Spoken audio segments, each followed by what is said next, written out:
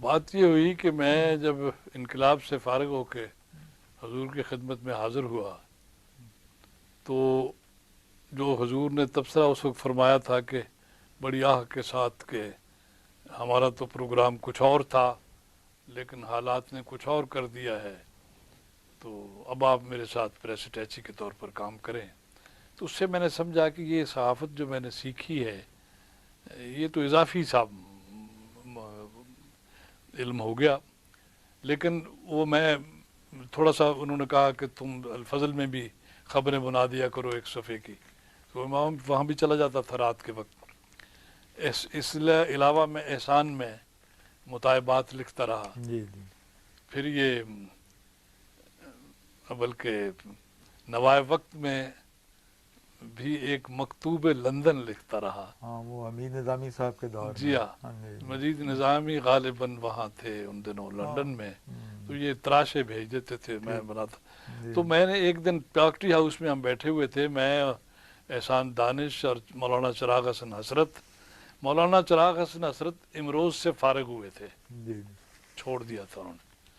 تو مجھے کہنے لگے کہ مولانا وہ ہم کیوں نہ ایک شیرازے جیسا پرچہ نکالیں، میں پیسے اکٹھے کر لوں گا، آپ ڈیسک پہ بیٹھیں اور یہ ہو جائے گا اور یوں کریں گے. اور بس مولانا کے پروگرام تھے. تو میں نے کہا ٹھیک ہے جی، تجویز کریں نام. تو نام تجویز کرتے کرتے پھر لاہور پہ آ کر بات رکی کہ لاہور ہونا چاہیے نام. مجھے کہنے لگے کہ آپ ڈیکلریشن کے لیے درخواست دے دیں، جیسے ان کا انداز تھا بولنے کا. تو میں نے درخواست دے دی. اس کے بعد حضور نے مجھے ایک ربا بلا لیا. تو 2 مہینے کے بعد وہ ڈیکلریشن تو میں مل گیا، اور میں نے مولانا کو، یہ مولانا کراچی ریڈیو اسٹیشن پہ ملازم ہو کے چلے گئے. میں نے ان کو خط لکھا تو انہوں نے کہا نہیں بھائی اب میں نے تو ملازمت کر لی ہے، میری دعائیں آپ کے ساتھ ہیں، آپ نکالیں. میں کیسے نکال سکتا ہوں؟ تو ہم ڈمی چھاپتے تھے. میں وہاں وکالت تبشیر میں تھا. حضرت صاحب کو کسی صورت پتہ چل گیا کہ اس کے پاس ایک ڈیکلریشن ہے. وہ ایک جی ہاں، وہ ایک لمبی کہانی ہے، وہ عجیب سی ہے، اس کا ذکر شاید موضوع نہ ہو. تو حضور نے مجھے فرمایا کہ دیکھو تمہارے پاس سونا ڈیکلریشن ہے، تو ہماری یہاں تو کسی سے بنتی نہیں.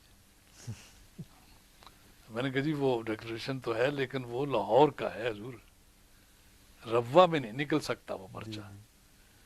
کہنے لگے نہیں ٹھیک ہے لاہور سے نکالو، میں تمہیں 1 سال کی چھٹی دیتا ہوں. تو 1 سال کی انہوں نے چھٹی دے دی. یہ وکیل تبشیر یعنی چودھری مشتاق احمد باجوہ کو تیسرے دن پتہ چلا کہ وہ چھٹی چلا گیا ہے.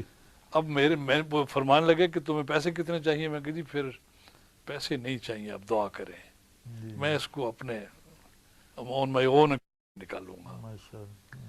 یہاں بیٹھتے تھے وہ جی پی او کے سامنے بینک سکوئر میں، ہم چند دوست. تو وہاں ایک ایڈوکیٹ تھے شکر اللہ خان نامی غالباً. تو ایک دن مجھے کہنے لگے کہ ثاقب صاحب یار اچھے خاصے تمہارے مضامین پرچوں میں آ رہے ہیں، یہ آفاق میں بھی چھپے ہیں 2-4 ویکلی میں، تو تم پرچہ کیوں نہیں نکالتے؟ میں نے کہا یار ڈیکلریشن تو ہے، پیسے نہیں ہیں. میں تو واقف زندگی ہوں، 100 روپیہ مجھے ملتا ہے، اس میں میرے بچے لٹ کھٹ کے ہم آئے ہوئے ہیں ان کو بھیج دیتا ہوں. تو انہوں نے کہا اچھا پرچہ نکال کے دیکھو. تو انہوں نے مجھے 200 روپے دیے کہ یہ میرا اشتہار چھاپ دینا. ان دنوں 5 روپے کا نیوز پرنٹ آتا تھا اور ہم نے 24 صفحے کا وہ پرچہ فل نکالا. اس وقت 2 مہینے کا مارجن ہوتا تھا، اب تو 15 دن کا ہے.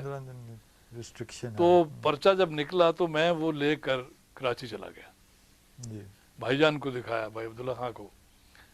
تو وہ کہنے لگے کہ یار ثاقب اس جیسا پرچہ اگر نکلا ہے جماعت کا تو اور کیا چاہیے.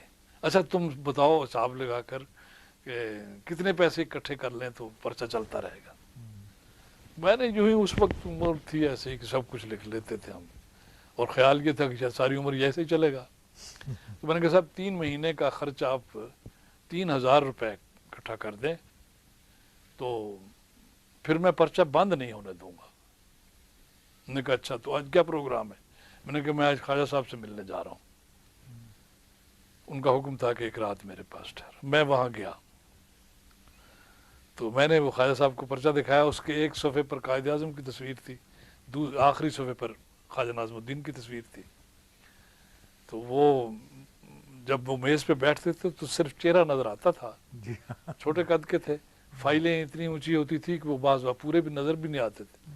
تو وہ ہنسے تو اٹھ کے وہ پرچہ لے کر اندر چلے گئے. اندر کو 5 منٹ رہے، پھر واپس آئے تو کہنے لگے وہ شعبانوں کو وہ پرچہ بہت پسند آیا ہے. شعبانوں ان کی بیگم کا جی نام. بیگم تھے. اور ایک توقف کے بعد کہنے لگے انہوں نے کہا ہے ہماری طرف سے ثاقب صاحب کی خدمت میں یہ بھی ان کے گورنر جنرل کا جی پیریڈ ہاں ہے. گورنر جنرل کا پیریڈ پیریڈ اچھا. کہ 500 روپیہ پیش کرو. جی تو انہوں نے مجھے 500 روپیہ دے دیا، پھر بیٹھ گئے. کوئی 2-3 منٹ کے بعد پھر ہنسے وہ بڑے اونچے سے. تو وہ جب ہنستے تھے تو وہ بڑی عجیب و غریب وہ اپ اینڈ ڈاؤن زیرو ہوتے بم تھے. ہاں خاصے تو پیٹ وہ کے جناب کہنے لگے لیکن ہم شعبانوں کے میاں ہیں، ہم 1000 روپیہ دیں گے. ماشاء اللہ. تو انہوں نے 1000 روپیہ دیا. میں نے کہا چلیے 50% تو ہو گیا نا. صبح میں آیا بھائی جان کے پاس تو میں نے کہا بھائی جان میں تو 50% کرایا ہوں، آپ نے کیا کیا؟ انہوں نے کہا میں نے 1300 روپے کے ڈرافٹ ایڈورٹیزمنٹ کے ایڈوانس لے لیے، اب رہ گیا 200 روپیہ. تو انہوں نے اپنی اچکن وچن کی جیبیں ویبیں دیکھی اور 200 روپیہ کر کے مجھے دے دیا اور کہا دیکھو اس میں سے خرچ نہیں کرنا تم نے، یہ لاہور پہ لگے گا، ٹکٹ تمہاری میں لوں گا. جی یوں صاحب وہ لاہور ہم نے جاری کیا.